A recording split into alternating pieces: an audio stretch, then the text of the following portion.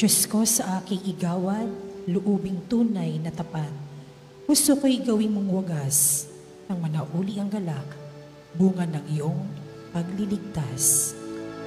Wika mo'y aming diringgin, wika mo'y aming susundin, wika mo'y aming tutupin. Sumainyo ang Panginoon. At sumaiyo rin. Ang mabuting balita ng Panginoon ayon kay San Juan. Papuri sa iyo, Panginoon. Nang dumating ang pagdiriwang ng pista ng mga Hudyo, pumunta si Jesus sa Jerusalem.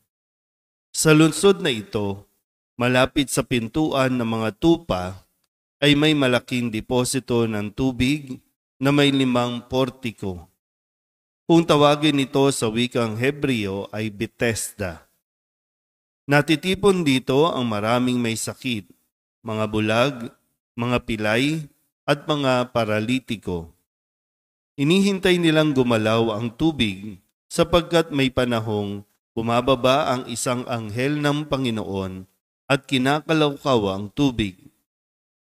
Ang maunang lumusong pagkatapos makalawkaw ang tubig ay gumagaling, anuman ang kanyang karamdaman. Dooy may isang lalaking 38 taon nang may sakit at siya'y nakita ni Jesus. Alam nitong matagal nang may sakit ang lalaki. Tinanong siya ni Jesus, "Ibig mo bang gumaling?" Sumagot ang may sakit, "Ginoo, wala pong maglusong sa akin kapag nakakalawkaw ang tubig. Patungo pa lang ako roon ay may nauna na sa akin." Sinabi sa kanya ni Jesus, "Tumindig ka, dalhin mo ang iyong higaan at lumakad ka." At pagdakay gumaling ang lalaki. Dinala ang kanyang higaan at lumakad. Nooy araw ng pamamahinga, kaya't sinabi ng mga Hudyo sa lalaking pinagaling, "Araw ng pamamahinga ngayon, labag sa kautusan na dalhin mo ang iyong higaan." Ngunit sumagot siya, "Ang nagpagaling sa akin ang nagsabing dalhin ko ang aking higaan at lumakad ako." At siya'y tinanong nila, "Sino ang nagsabi sa iyo na dalhin mo ang iyong higaan at lumakad ka?" Ngunit hindi nakilala ng lalaki kung sino ang nagpagaling sa kanya, sapagkat nawala na si Jesus sa karamihan ng tao. Pagkatapos nakita ni Jesus sa loob ng templo ang lalaki at sinabihan, "Magaling ka na ngayon, huwag ka nang magkakasala at baka may mangyari sa iyo na lalo pang masama." Umalis ang lalaki at sinabi sa mga Hudyo na si Jesus ang nagpagaling sa kanya. Dahil dito, si Jesus ay sinimulang usigin ng mga Hudyo sapagkat nagpagaling siya sa araw ng pamamahinga. Ang mabuting balita ng Panginoon. Pinupuri ka namin, Panginoong Heso Kristo. Isang mapagpalang umaga po sa inyong lahat. Ngayon po ay Martes ng ating ika-4 na linggo ng 40 araw na paghahanda. At habang papalapit tayo ng papalapit, ang mga kwento natin na maririnig sa ating pong mga pagbasa ay patungkol na sa nalalapit na mga mahalagang araw. Sabi nga po sa huling bahagi ng ating ebanghelyo ay sinisimulan ng usigin ng mga Hudyo si Jesus dahil nagpagaling siya sa araw ng pamamahinga. Pirin nyo, no? Nagpagaling sa araw ng pamamahinga, pero pinag-iisipan na siya kung paano siya uusigin base dito sa kanyang mga gawain. Pero sadyang napakabait, no, ng ating Panginoon para tayo ay pagkalooban ng biyaya at lalong-lalo na, no, pagdating sa karamdamang pisikal. Kaya isa ito sa paalala sa atin na ang simbahan o sa pamamagitan ng simbahan, dumadaloy ang mapagpalang kamay na mapagpagaling ng ating Panginoong Jesus.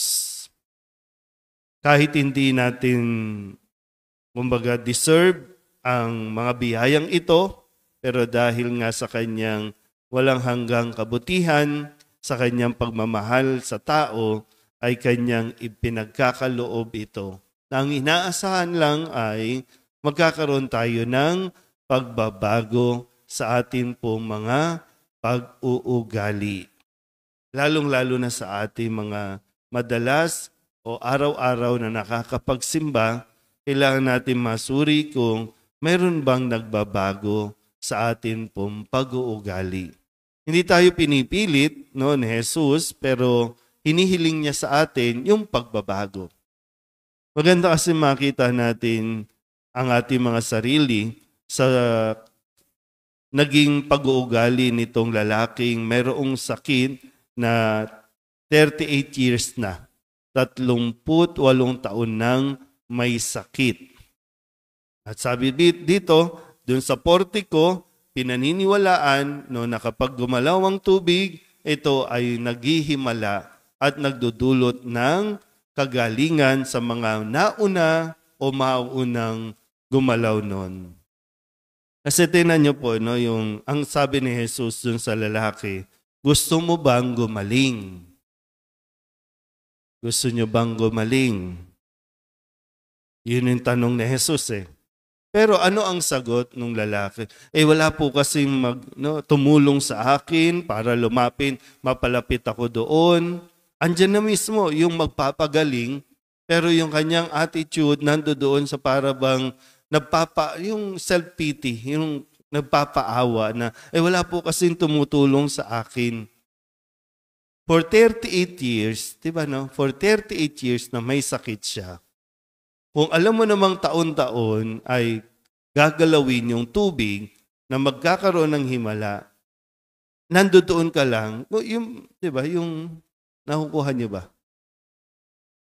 Mahirap kasi yung pangungunahan lang natin lagi ng paawa, effect.